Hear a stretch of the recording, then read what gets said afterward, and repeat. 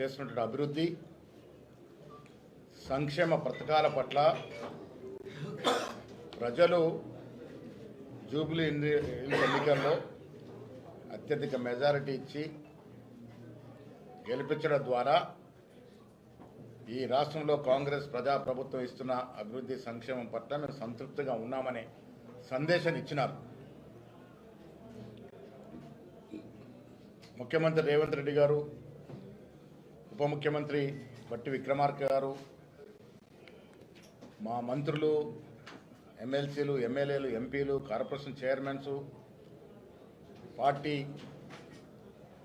Office bearers, ప్రతి కార్యకర్త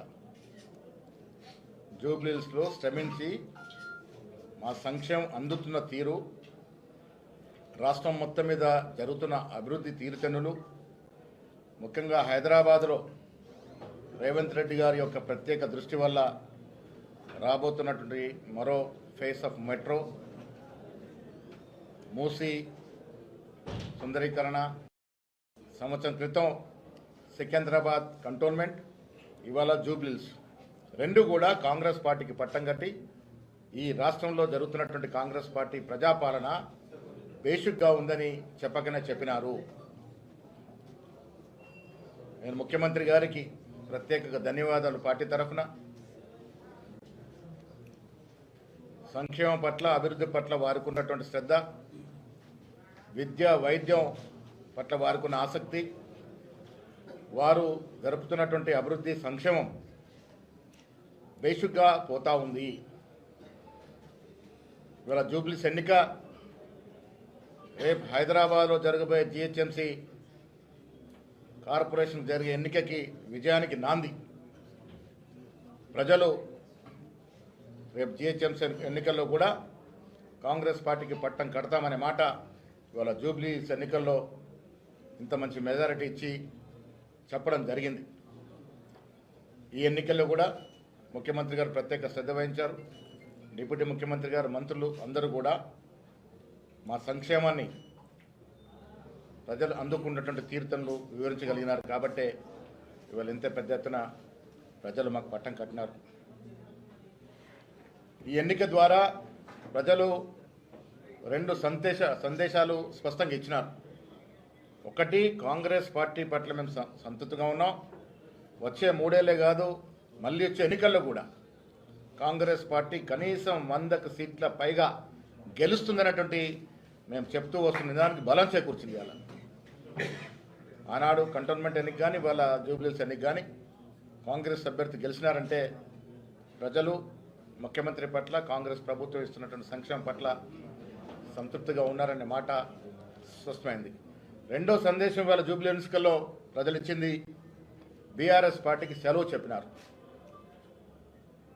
parliament ఎన్నికల్లో వారికి 0 సీట్లు ఇచ్చినప్పుడే బీఆర్ఎస్ పార్టీకి ఈ రాష్ట్రంలో ఇంకా భవిష్యత్తు లేదు అన్నట్టు మాట చెప్పడం జరిగింది.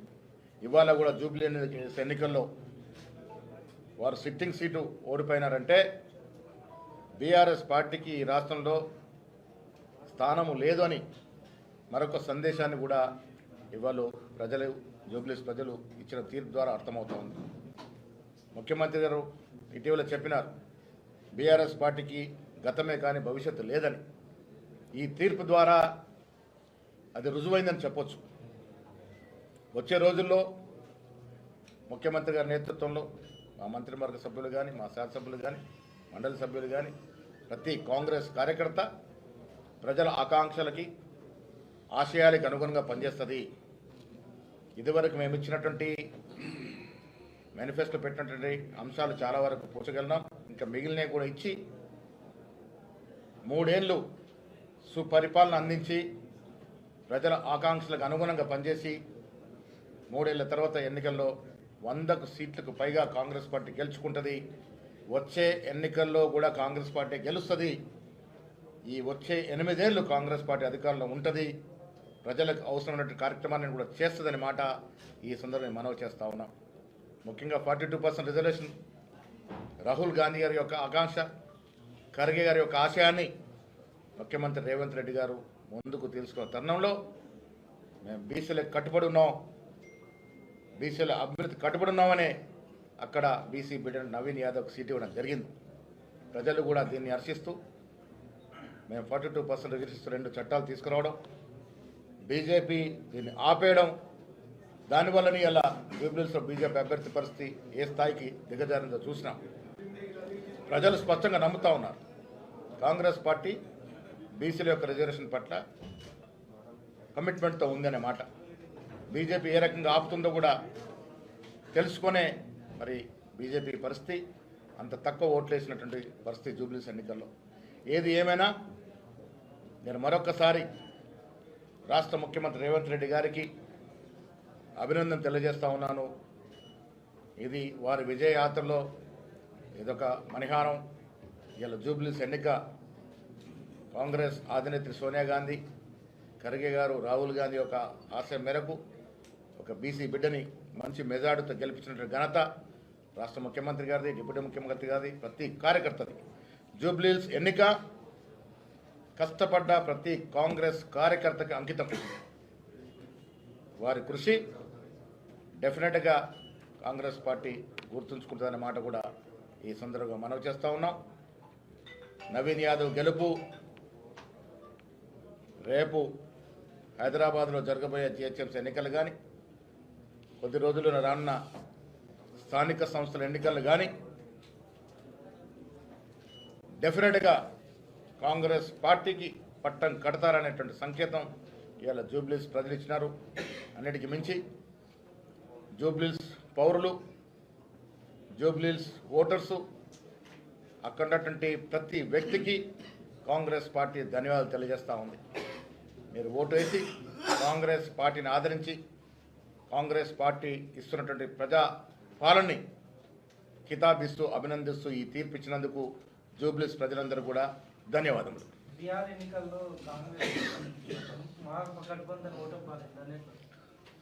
అక్కడ కొంత ఆశ ఉండింది, ప్రజలు ఆ రకంగా ఆదరించినారు. మీకు తెలుసు కేంద్రంలో ఉన్నటువంటి ప్రభుత్వం మరి అక్కడ జరిపినట్టు ప్రచారం కానీ వివిధ కారణాల వల్ల అక్కడ కొంత వెనుకంజలో ఉన్నాం. ఏదేమైనా పూర్తి రిజల్ట్స్ వచ్చిన తర్వాత స్పందిస్తాం.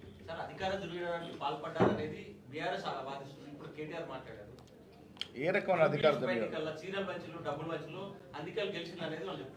ఓడిపోయిన తర్వాత ప్రతి పార్టీ ఇదే రకమైనటువంటి మాటలు మాట్లాడతారు.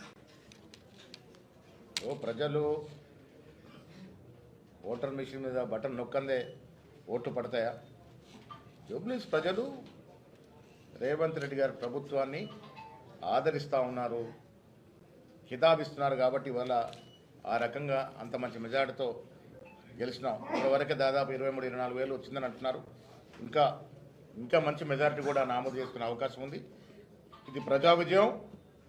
కాంగ్రెస్ పార్టీ ఇస్తున్నటువంటి అభివృద్ధి, సంక్షేమం ప్రజలకు నచ్చింది, ప్రజలు మెచ్చింది. కాబట్టి